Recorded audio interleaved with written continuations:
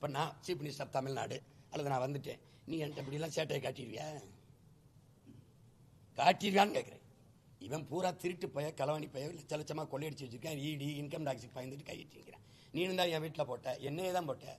ஏன் ID ride போடல, இடி ரைடு போடல? இல்லை, நான் சிறையில் இருந்தேன் 90 நாள். கீழ்நிலை காவலர் தானே யாரு சொல்லுங்க. நீங்க போயிருக்கல இல்லை சிறைக்கு? அதிகாரிலாம் யாரு? யாரு? ஒரு காவல்துறை நியமனத்தை கூட செய்ய முடியாத ஒரு கையாளாகாத பதவிக்கு எதுக்கு தன்னால? எதுக்கு சொல்லுங்க? எந்த உரிமையை பெற்றுக் கொடுத்திருக்க நீ? எந்த உரிமையை? கேவலம். ராகுல் காந்தி வர்றாரு, பிரதமர் மோடி வர்றாரு, அமித்ஷா வர்றாரு, அவர் வர்றாரு. பிரச்சனை தவிர வேற என்ன தராரு? இங்க வந்து கேட்டா இந்த தொகுதி பிரச்சனையை என்ன எப்படி தீர்வு அனுப்பினு இருந்தவன்ல தீர்வு பிரச்சனை, அவனை தீர்க்கறதான தீர்வு. இங்க நாட்டை ஆண்டவங்க தானே புதுச்சேரிக்கு பிரச்சனை. நீங்க சொல்லுங்க, மூத்தவர் நீங்க சொல்லுங்க, நீங்க யாராவது சொல்லுங்க. இத்தனை பிரச்சனை புதுச்சேரியில் இருக்குன்னா பொறுப்பு நானா ஆட்சியாளர்களா? நானா ஆட்சியாளர்களா? இந்த ஆட்சியை தேர்வு செஞ்ச என் மக்களா? நீ என்ன இந்தியன் பேசுற? என்ன தேசிய ஒருமைப்பாடு பேசுற? நான் மட்டும் இந்தியனா இருக்கணும், அவன் கனடானா இருக்கணும். நான் மட்டும் இந்தியனா இருக்கணும், அவன் மலையாளியா இருக்கணும்.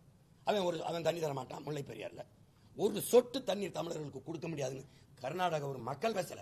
இந்த நாட்டின் முதலமைச்சர், துணை முதலமைச்சர் ஒரு சொட்டு தண்ணி அப்படின்னா ஒரு ஓட்டு போட முடியாத தமிழ நமக்கு சொல்லணும்ல. அவன் தானே மான தமிழ, மான தமிழச்சி மாறல பால் குடிச்சவனுக்கு அந்த தன்மான உணர்ச்சி இருக்கணும்ல. எங்க இருக்கு?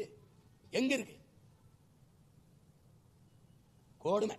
ஒரு நதி நீர் பயிர்ல உரிய உரிமை பெற்றுத்தர அவனுக்கு ஓட்டு போட்டா எப்படி உரிமை பெறுவ? எப்படி? எதற்காக பாரதிய ஜனதா என் உரிமைக்கு நிக்குமா? எதுக்காக நிக்குமா? நின்றுக்கா காவிரி பிரச்சனை நாங்க போராடி கன்னடர்களை அடித்து விரட்டி சொந்த நாட்டுக்கு அகதியா வந்தமே. நாங்க நினைச்சது ஏன் நாடுன்னு. அப்ப கண்டனம் என்ன? அப்ப உங்க கருத்து என்ன? கருத்து என்ன? தமிழன் ஓட்டு வேணும், அவன் உரிமை வேணும், தமிழன் வாக்கு வேணும், அவன் வாழ்க்கை பற்றி உனக்கு கவலை இல்லை அப்படின்னா? என் வாழ்க்கையை பற்றியே கவலைப்படாத உனக்கு நான் ஏன் வாக்கு செலுத்தணும்? யார் தான் பேசுவா சொல்லுங்க? யார் தான் பேசுவா? யாருமே பேச மாட்டீங்கன்னா யார் தான் பேசுவா? இப்படியே இருக்கிற இந்த ஆட்சி முறையை சகித்து கொண்டு வாழ பழகிட்டமா இப்படி? யார் தான் மாத்துறது? யார் தான் பேசுறது? அதான் சொல்றான், மாற்றம் என்பது மகத்தான ஒன்று. ஆனால் அது மாற்றம் வருவதற்கு கொஞ்சம் காலம் எடுத்துக்கிறது. அந்த காலம் வரை பொறுத்துக் கொள்ள முடியாத மக்கள் இருக்கிறதை சகித்து கொண்டு வாழ பழகிக்கிறார்கள். அதான் நடந்துச்சு. எத்தனை முறை ஐயா ரங்கசாமி இந்த நம் மாநிலத்தின் முதல்வராக இருந்திருக்காரு காங்கிரஸ் ஆட்சியில். அதற்கு பிறகு நாங்க வந்து மாக ஏனம் வேணாம், மாநில உரிமை வேணும்னு முன் வச்ச பிறகு போய் மாநில உரிமை கொடுங்கிறாரு. நீங்க தானே, உங்க கட்சி தான் ஆண்டுச்சு, நீங்க எப்ப முதல்வர்? கொண்டு வர முடியாது. ஏன்? நோக்கம் இல்லை. கொடுமை. இத்தனை பிரச்சனையும் தந்தது யாரு? இந்த ஆட்சியாளர். இந்த பிரச்சனைக்கு மக்களோட நின்னது யாரு? நாங்க, உங்க பிள்ளைங்க. இப்ப இதை தீர்க்கணும்னு வந்த பிள்ளைகள் இந்த பக்கம், பிரச்சனையை தந்தவங்க ஒரு பக்கம். படித்தவர்கள் எல்லாரும் இருக்கிறீங்க, இவ்வளவு பெரிய அறிஞர்கள். இந்த நாடு எவ்வளவு போராடி தண்ணீர் விட்டா வளர்த்தோம் சர்வேசா, கண்ணீரால் காத்தோம் இப்ப இறை கருக திருவுளமோன்னு இந்த மண்ணில இருந்த எங்க நம்ம பாட்டன் பாரு தானே பண்ணா. சரி, அந்த இடத்துல போராடி பெற்ற சுதந்திரமும் கட்டமைத்த மாண்புமிக்க ஜனநாயகம் எங்க இருக்கு? எங்க இருக்கு? வாக்குக்கு காசு கொடுக்கிற அந்த இடத்துல ஜனநாயகம் செத்து பணநாயகம் பல்லிக்குன்னு தெரிய வேணாமா? முதலாளி பணம் இருக்கிறவன் தான் அரசியல் செய்ய முடியும், அவன் தான் பதவிக்கு வர முடியும்னா முதலாளிக்கான அதிகாரம் தானே கட்டமைக்கப்படும். உழைக்கும் 95 விழுக்காடு அடித்தட்டு மக்களுக்கான அரசியல் அதிகாரம் குரல் எங்க இருக்கு? எங்க இருக்கு? பணக்காரனை பார்த்தா நீ சீட்டே கொடுக்குற. வாக்குக்கு காசு கொடுக்கிற இடத்துல சேவை செத்து போயிருது, வேட்பாளரின் லாப தேவை பிறந்துக்கிறது. எங்க இருக்கும் சேவை? எங்க இருக்கும்? வர வேண்டியது போன தடவை இலவசம் அறிவிச்சாங்கல்ல, போன தடவை 1000. இந்த வாட்டி நான் வளர்ந்துட்டேன், இலவசம் பெற வேண்டிய அவசியத்தில் இல்லை அப்படின்னு யாராவது சொல்றானா? பாருங்க, கொடுக்குற ஏதாவது ஒரு பண்டத்தை பாருங்க. டிஃபன் பாக்ஸ், மிக்சி கிரைண்டர், 1000 2000, வேட்டி சேலை, அரிசி பருப்பு, எண்ணெய், இந்த ஃப்ரிட்ஜ், இதெல்லாம் ஒரு குடும்ப தலைவன் தானே உழைத்து தானே வாங்கி நிறைவேற்றிக் கொள்ளக்கூடிய ஒரு அடிப்படை தேவை. ஒரு தற்சார்பு வாழ்க்கையில் அவனே உழைச்சி வாங்கக்கூடியது. அதுக்கு கூட வக்கற்ற நிலைமையில மாறி மாறி இத்தனை ஆண்டுகள் ஆட்சி செய்து நிறுத்திவிட்டு மறுபடியும் நாங்கள் ஆட்சிக்கு வரணும். வந்து என்ன பண்ண போற? இந்த பிரச்சனையை 2 மடங்கு கூட்டி விடுவேன். வேற என்ன பண்ணுவேன்? ஏதோ ஒன்று புதுச்சேரி தமிழ்நாட்டில் தீர்க்கப்பட்டிருக்கு இந்த கட்சி ஆட்சிகளால். என்ன கொள்கை கோட்பாடு இருக்கு?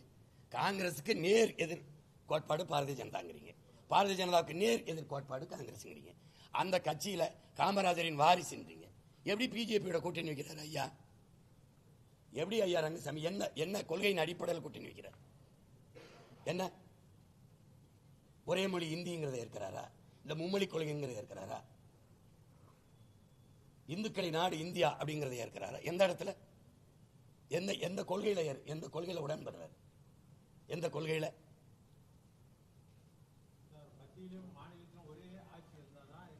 இது மாதிரி எத்தனை நூற்றாண்டுகள் இது சரி மத்தியிலே மாநிலத்திலே ஆட்சியில் இருந்து தீர்த்த ஒரு பிரச்சனை செய்த. நான் உங்ககிட்ட ஒரு கேள்வி, ஒரே ஒரு கேள்வி.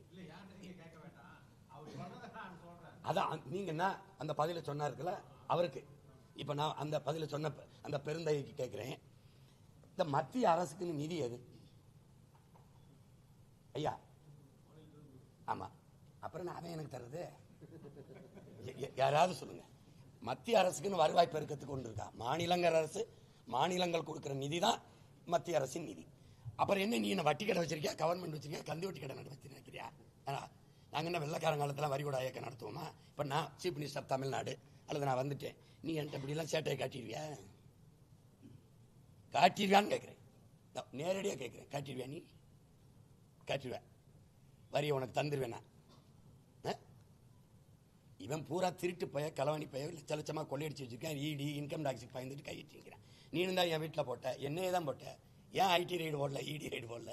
இல்லை, இப்போ தெரியுதா? ஒரு நேர்மையாளனுக்கு மட்டும்தான் துணிவும் வீரமும் வரும். ஏன் என்னை அடக்கம் ஒடுக்கம் பார்ப்போம்? அதிகபட்சம் வழக்கு போடுவா, ஜெயிலில் போடுற, பயப்படுற மாதிரி தெரியுதா? சொல்லுங்க. நான் இல்லாத சேர தமிழ்நாட்டில் இல்லை, புதுச்சேரியிலையும் வச்சுட்டேன். வேற என்ன? இல்லை, நீங்க நிதியை ஒன்னா இருந்தா தான் தரும்னா அது எவ்வளவு பெரிய கொடுங்கோன்மையான போக்கு, எவ்வளவு பெரிய சர்வாதிகாரம்னு சொல்லக்கூடாது, கொடுங்கோன்மை. நீ எனக்கு உடன்பட்டா தான் உனக்கு நிதி தேர்வனா? டேய், உன்னை அதுக்காவது ஒழிக்கணும்டான்னு இருக்கா இல்லையா? நீ என்னடா ஜனநாயகம் பேசுற, சமத்துவம் பேசுற, மக்களாட்சி பேசுற, தேசிய ஒருமைப்பாடு, இறையாண்மைலாம் எதுக்கு பேசுற? நீ எதுக்கு பேசுற ஐயா? நான் கொடுத்த காசை வச்சுக்கிட்டு தட்டை எந்து பிச்சை போடுறோம்னா உன்னை ஒழிக்கணுமா இல்லையா? இங்க பாருங்க, ஒரு அரசின் பொதுமையான வேலை என்னன்னா, நிதியை எடுத்து இந்த மாநிலம் அதிக வருவாய் கொடுத்துச்சு, இந்த மாநிலம் குறைந்த வரி தான் கொடுத்துச்சு என்று பாகுபாடு இல்லாம சமமாக சமத்துவமா எல்லா மாநிலங்களுக்கும் உரிய நிதியை பிரிச்சு பங்களிக்கிறதுக்கு பேர் தான் அரசு. அதான் பொதுமை. ஆனா நீ எனக்கு 1 ரூபாய் எடுத்துக்கிட்டு 20 காசு கொடுக்குற. ஆனா இதே பீகார், உத்தரப்பிரதேச, ராஜஸ்தானுக்கு 1 ரூபாய் எடுத்துக்கிட்டு 3 ரூபாய் கொடுக்குற. எப்படி? அப்ப நீ இந்தியாங்கிறதே உனக்கு இந்தி பேசுறவன் தான், இந்தியாங்கிறதே வட மாநிலம் தான். என்னை வச்சிருக்கிறது என் வரிக்கு, இந்த வாக்குக்கும், இந்த நிலத்தில் இருக்க வளத்துக்கும். அதெல்லாம் எடுத்து முடிச்சிட்டின்னு வச்சுக்க, இந்த நீயே நாட்டை வச்சுக்கின்னு போயிடுவேன். இது காலங்காலமா கையாலாகாதவன் சொல்றதுயா, அவங்களோட கூட்டணி வச்சா தான் நமக்கு எல்லாம் கொடுப்பாங்க அப்படின்னு. எப்படி? ஏன் நீங்க சொல்லுங்க. நான் சொல்றதை நீங்க கேட்டா தான் உனக்கு நான் வரி கட்டுவேன். எப்படி சொல்லுங்க? நான் உனக்கு வரி கட்டுவேன். இப்ப நான் வந்துட்டேன், நான் சொல்லுவேன் 75 விழுக்காடு என் மண்ணின் மக்களுக்கு என் வரி, பொது நிர்வாகத்துக்கு உனக்கு 25 தாரேன். என்ன பண்ணி பெறுவேன்னு சொல்லேன். 25 விழுக்காடு தாரேன். அதுவும் ராணுவம், இந்த போக்குவரத்து அதையும் தனியாட்ட கொடுத்துட்டேன்.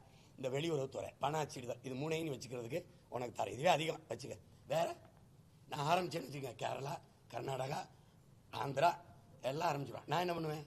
அவன் வீட்டுக்கு போய் உட்காந்து எனக்கு தண்ணி தர வேணான்னு கர்நாடகாவில், கேரளா எனக்கு தண்ணி வேணாம், அதில் என்ன பிரச்சனை? போதும், எனக்கு இருக்கிற தண்ணியை நான் சமைச்சுக்கிறேன், நீ இரு, இப்போ நீ வா நம்ம பேசுவோம் அப்படின்னு நான் சொல்றது சரின்னு பண்ணும்.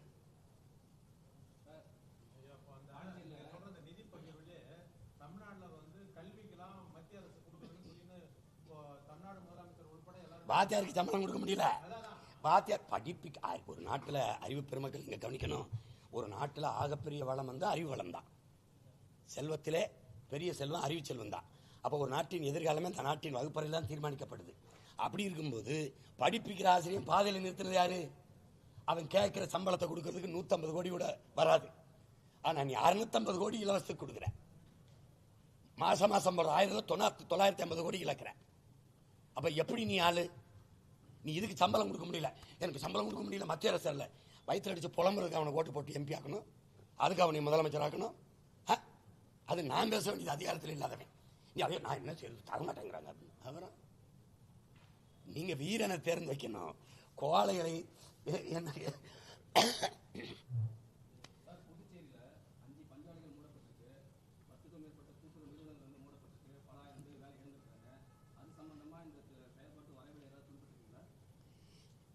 அதெல்லாம் குறிப்பிட்டிருக்கோம். நீங்க பாருங்க, என் மக்களுக்கான வேலை வாய்ப்பை உறுதி செய்யறதா எங்களுடைய இது. அந்தந்த இடத்துல அவர்கள் வாழ்விடத்தில் அரசு பண்ணி கொடுப்போங்கிறதா எங்க கோட்பாடு. நீங்க மூடப்பட்டிருக்கு அப்படிங்கிறீங்களா? இப்ப என்ன செய்யணும்னா, மூடி வேலை வாய்ப்பை இழக்க செய்யறவங்களுக்கு திருப்பி அதிகாரத்தை கொடுக்காதீங்கன்னு சொல்லணும். அதிகாரத்துக்கே வராத பிள்ளைகிட்ட தூக்க முடியாத சுமையை தூக்க கூடாது. ஏற்கனவே அதிகாரத்தில் உட்கார்ந்து இருக்கிறவருக்கு தீர்க்க வேண்டியவற்றை இதை முறையிடணும். ஏன் மூடிங்கன்னு கேட்கணும். நான் பஞ்சாலை மட்டும் திறப்பேன்னு சொல்லலை. இன்னும் அவரவர் வாழ்விடத்தில் என்னென்ன வளம் இருக்கோ அந்த வளத்தை வச்சு நிலமும் வளமும் சார்ந்த தொழிற்சாலைகள் உருவாக்கி வேலை வாய்ப்பை கொடுப்பேன். இப்போ ஒண்ணுமே இல்லைன்னா மாடு வளர்ப்பேன், இல்லை ஆடு வளர்ப்பேன், கழுதை வளர்ப்பேன், நாட்டுக்கோழி வளர்ப்பேன். கழுதை என்னன்னா எல்லாம் சிரிப்பான். கழுதை யாருன்னு தெரியாத கழுதைகள்கிட்ட நம்ம பேசி பயன் இல்லை. 1 லிட்டர் பால், கழுதை பால் 5000 ரூபா. உலகத்திலே அதிக விலைக்கு போற பால், உலகத்திலே அதிக பாலாடை கட்டி அதிக விலைக்கு போறது கழுதை பால் தான். உலகத்தில் ஆகச்சிறந்த அழகு பொருட்களை தயாரிக்கிறது கழுதை பால்ல தான். அப்போ எருக்கலஞ்செடி இருக்குல்ல, எருக்கலஞ்செடி சுடுகாட்டில் பார்த்துருப்பீங்கல்ல தெருவில், அந்த செடியிலிருந்து எடுக்கிற நூல் தான், அதுலேருந்து தயாரிக்கிற உடை தான், பட்டு தான். உலகத்திலேயே காஸ்ட்லி பட்டு, உலகத்திலே வெளிங்கிறது. எனக்கு எருக்கலஞ்செடி வளர்க்க தெரியாதா? கத்தாழை வளர்க்க தெரியாது, எள்ளு கடலை வளர்க்க தெரியாது, அது சார்ந்த தொழிற்சாலை உருவாக்க தெரியாது. ஏன்னா அவ்வளோ பைத்தியமா நம்ம. நாங்கள் உலகத்தையே பார்க்குறோம். எப்படி இவன் நிர்வாகம் பண்ணுறான், இவன் எப்படி கரும்பு கூடவா வராது? உலகத்தின் சர்க்கரை கிண்ணம் இந்த நாடளவு இருக்கிற நாடு தானே வந்துட்டான். இதே கடலை வச்சு சிங்கப்பூர் எப்படி அந்த நாட்டை செதுக்குனான்னு கூட பார்க்க முடியாதா? என்றதான் கடல் இருக்குல்ல. மிகச்சிறந்த சுற்றுலா தலமாக்கி கோவா மாதிரி பொருளாதாரத்தை பெருக்க முடியாதா? நான் கேட்கறதுக்கு சொல்லுங்க. கோவா எவ்வளவு பெருசு, எவ்வளவு பெருசு, எப்படி அவன் எவ்வளவு சரி பாருங்க. மிகச்சிறந்த சுற்றுலா தலமா. இப்பவும் தமிழ்நாட்டிலிருந்து இங்க எங்க வரான்? சனி ஞாயிற்கு எங்க வரான்? புதுச்சேரி வரான். மற்ற பகுதியிலிருந்து எங்க வரான்? புதுச்சேரி ஒரு நல்ல ஒரு சுற்றுலா தலமா இருக்கு. அதை தரம் உயர்த்தி மிகச்சிறந்த ஒரு சுற்றுலா தலமாக்கி பொருளாதாரத்தை ஈட்ட முடியாதா? வெளிநாட்டு பயணிகள் அதிகம் வராங்க, அவங்கள வச்சு சுற்றுலா அந்த வருவாயை பெருக்க முடியாதா? சாராயத்தை தவிர எதுவுமே நமக்கு பொருளாதாரத்தில் இல்லையா? சொல்லுங்க. பால் மட்டும் தமிழ்நாட்டில் இங்க பாருங்க, எப்படி பாருங்க, ஆண்டுக்கு 50,000 கோடி சாராய் வருவாய், ஆண்டுக்கு 3 லட்சம் கோடி பால் வருவாய். இது உயிரை எடுக்குது, இது உயிரை கொடுக்குது. எங்க நீங்க நிக்கலாம்? மாடு வளர்க்கறது அசிங்கம்ன்ற, ஆனா டாஸ்மாக் கடையில் சாராய் ஊற்றி கொடுக்கறது அரசு வேலை பெருமைங்கிற. உன்னையெல்லாம் என்ன பண்ணலாம்? உங்களெல்லாம் என்ன பண்ணலாம் சொல்லுங்க? நீங்க சொல்லுங்க, என்ன சொல்லுங்க சொல்லுங்க. எம்எஸ்சி, எம்பிஏ, பிஎஸ்சி, பிஎட் படிச்சவன் தான் இந்த டாஸ்மார்க்ல வேலை செய்யறான். உலகம் பூரா மாடு மேய்க்குது. 2,76,000 ஏக்கர்ல பில்கேட்ஸ் வேளாண்மை செய்யறான், ஆடு மாடு வளர்க்குறான். அவன் கேட்டா அங்கதான் நிலையான பொருளாதாரம் இருக்கு, அங்கதான் எல்லாருக்கும் வேலை இருக்கு. நீ அங்க வரமாட்டேங்கிற, ஏன் வரமாட்டேங்கிற? உனக்கு என்ன பிரச்சனை? உலகத்திலே எல்லாம் உயிர் தேவை, உணவு தேவை தான். அதை முன்னிறுத்தி பொருளாதாரத்தை ஏன் கட்டமைக்க மாட்டேங்கிற? நான் போட்டுக்க பனியை, சட்டை, செருப்பு, குடிக்கிற நீர், சோறு, அரிசி, பருப்பு எல்லாம் தருது நிலம், வேளாண்மை. ஏன் அதை விட்டு வெளியேற? ஏன் வெளியேற?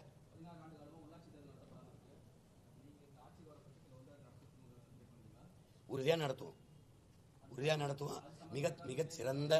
மிகச்சிறந்த தன்னலமற்ற உண்மையும் நேர்மையாக மக்களுக்கு வேலை செய்ய வேண்டும் என்ற துடிப்புள்ள பிள்ளைகளை தேர்வு செய்து அங்கே நிறுத்துவோம். ஏன்னா தமிழ்நாட்டில் அங்கதான் ஊழல் லஞ்சத்துக்கான விதையை ரொம்ப பெரிய அளவு உண்டப்படுது. அங்கதான் சமூக சமத்துவத்தை சீரழிக்குது.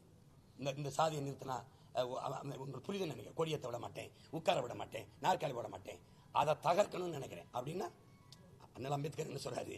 சாதியை ஏற்றதாழ்வுகளை வைத்துக்கொண்டு, சாதிய பாவுடை வைத்துக்கொண்டு சகோதரத்துவம், சமத்துவம், மேம்பாடு எல்லாம் பேசுவது மலைக்குழியின் மேல போடுற மல்லிகைப்பத்திற்கு சமம்டாங்கிறாப்ல. அதை தகர்க்கணும்.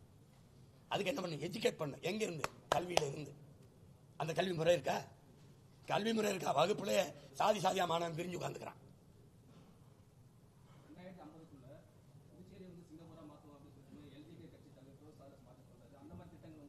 நீங்கள் நான் இருப்போம் உயிரோட. 2050 வரைக்கும் ஆகுது. யாரோட சேர்ந்து உருவாக்க போறாரு? பிஜேபியோட. பிஜேபி எந்த இடத்துல சிங்கப்பூர் ஆக்கியிருக்கு? சீரழிச்சிருக்கா? சிங்கப்பூர் ஆக்கியிருக்கா?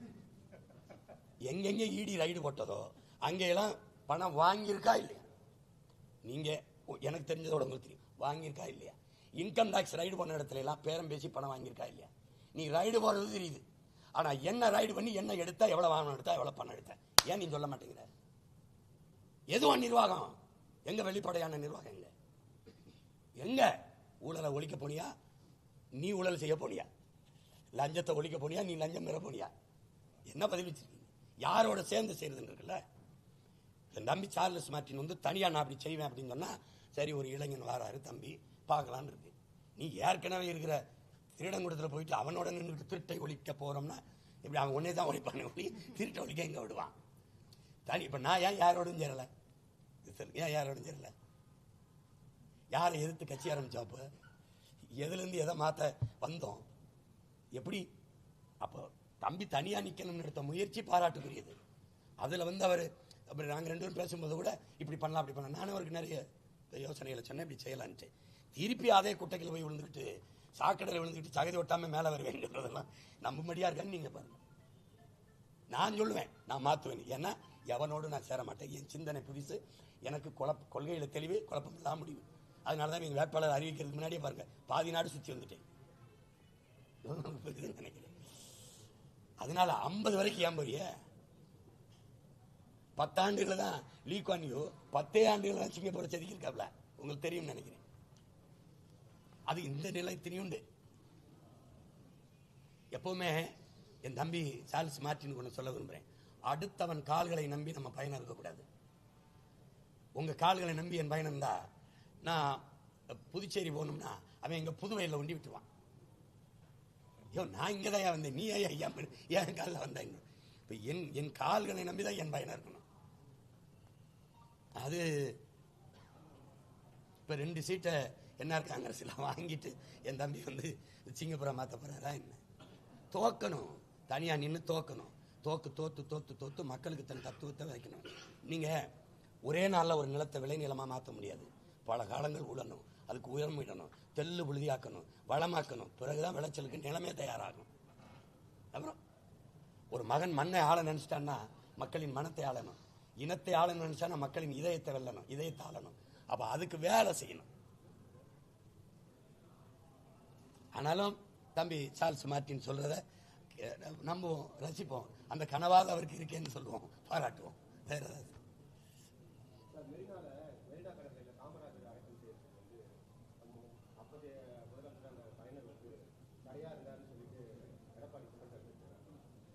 அது குற்றச்சாட்டு ஒண்ணு இல்லையா? ஐயா சொல்றது குற்றச்சாட்டுன்னு நீங்க எப்படி சொல்லுவீங்க? அது உண்மை. வேணா அங்க காந்தி மண்டபத்தில் இடம் தரேன்னு சொன்னாப்ல. இப்ப காமராஜ் பேரை நான் வந்து என்ன சொல்வேன்? நான் வந்து என்ன செய்வேன்னு நினைக்கிறேன்? என் தாத்தனுக்கு இல்லாத கல்லறைக்கு எதுக்கு உங்களுக்கு இருக்குன்னு பேத்த எடுப்பேன். தம்பி நான் உண்மையில உடைச்சு எடுப்பேன் தம்பி. நான் ஒரு ஏரியா என் மக்கள் ஆக்கிரமிச்சிட்டான், குளத்தை ஆக்கிரமிச்சிட்டான், இதை அரசு புறம்பக்கட இதை ஆக்கிரமிச்சிட்டான், நீ இடிக்கிறியா இல்லையா? இடிக்கிறியா இல்லையா? 8 ஏக்கரை ஆக்கிரமிச்சு கடற்கரையை கல்லறை கட்டியிருக்கல, அதை ஆக்கிரமிப்பா இல்லையா? இதை இடிக்கிற அனுமதிக்கிற சட்டம், அதை இடிக்கணுமா இல்லையா? நீங்க சொல்லுங்க. கடற்கரை தான், எவனுக்கும் கல்லறை இல்லை. கடற்கரையில் 8 ஏக்கர்ல 200-300 கோடிக்கு சமாதி கட்டி படுக்கிற அளவுக்கு நீங்க ஒன்றும் சாதிக்கலையே. என்ன என் நாட்டு விடுதலைக்கு தூக்குறதுங்கிட்ட என் பாட்டன் தீரன் சின்னமலை மருதுபாண்டி, இல்ல போராடி செத்துட்ட நீ பூலித்தேவனும் வாவுசியும், இல்ல அலைமுத்துக்கோனும் சுந்தரலிங்கமும், என்ன பண்ணிட்ட? யார் நீ? முதல்ல இந்த நாட்டை நாசமாக்குன மொத்த கூட்டமா அங்கேயே படுத்து கிடக்குற? இல்ல காமராஜர் மாதிரி 9 ஆண்டு சிறையில் இருந்தியா? இல்ல என் தாத்த முத்துராமலிங்கத்தை மாதிரி இருந்தியா சிறையில? இல்ல என் பாட்டை மாதிரி செக்கிழுத்தியா? பிறப்புல கோடீஸ்வரன் என் பாட்டேன், அப்பேன் வழக்கறிஞர், தாத்தன் வழக்கறிஞர், அவன் வழக்கறிஞர், சட்டம் படித்தவன் வெள்ளக்காரன், கூண்டுக்கு முன்னாடி குற்றவாளி அணினா என் மண்ணின் விடுதலைக்கு. மாடு இழுக்க பயப்படும், திணறும், அந்த செக்கை இழுத்தான் இந்த மண்ணின் விடுதலைக்கு. அவனுக்கு இல்லாத மரியாதை உனக்கு என்ன? எதுக்கு அங்கே படுத்திருக்க? காந்தி படுத்திருக்கார? நேரு? இந்த நாட்டில் எத்தனை மாநில முதலமைச்சர்கள் யாராவது கடற்கரையில் கல்லறை இருக்கா? சொல்லுங்க. எதுக்கு போய் எங்க படுத்திருக்க? படுத்தணும் காட்சி பொருள் மாதிரி 200 கோடி 300 கோடி. அது ஐயா எடப்பாடி சொல்றது குற்றச்சாட்டு அல்ல, உண்மை, கடந்த கால உண்மை, அது வரலாற்று உண்மை. அதை சொல்றாரு. அது குற்றச்சாட்டுன்னா இது இல்லாத ஒன்று அப்படி வம்படியா சொல்றது குற்றம் சாட்டுகிறார் அப்படின்னு சொல்றாரு. அப்படின்னு அர்த்தம். அது உண்மை. அதை போய் அப்படி குற்றச்சாட்டுன்னு சொல்லுவீங்க? அப்படியா? அவர் எதை மறுக்கல சொல்லுங்க. எதை மறுக்கல? அப்ப எதனால அங்க அடக்கம் செய்யல? உலகத்துக்கே தெரியும். இப்ப மறுக்காம என்ன சொல்ற? ஆமா எங்க அப்பா தான் அடக்கம் பண்ணல அப்படி சொல்லுவாரா? அந்த நேர்மை இருக்கா? என் ஆட்சியில இவ்வளவு வன்புணர்வு கொலைகள் நடந்துருச்சு, ஆமா அப்படி சொல்லுவாரா? காவல் நிலையங்களை இவ்வளவு கஸ்டடி போலீஸ் மரணம் நடந்திருக்கு ஒத்துக்குவாரா? ஒத்துக்குவாரா? என் ஆட்சியில் இவ்வளவு ஊழல் லஞ்சம் நடந்து ஒத்துக்குவாரா? என் ஆட்சியில் சாராயம் குடிச்சு இத்தனை லட்சம் பேர் செத்து தாலி எடுத்திருக்காங்க பெண்கள், ஒத்துக்குவாரா? என் ஆட்சியில் இவ்வளவு மலைகளை வெட்டி எடுத்திருக்கான், இவ்வளவு மண்ணெளி திருடிருக்கான், வழக்கொள்ள இவ்வளவு பேருக்கு, ஒத்துக்குவாரா? அப்புறம் இதை ஒத்துக்குவாருன்றீங்க? அவருக்கு வேணா தெரியாம இருக்கலாம், நாங்க என்ன நடந்ததுன்னு படிக்கிறோம்ல, எங்களுக்கு தெரியும் என்ன நடந்ததுன்ட்டு. வேற ஏதாவது கேள்வி வச்சிருக்கீங்களா? ரொம்ப நன்றி, உங்களை எல்லாம் சந்திச்சது மகிழ்ச்சி, பெருமை.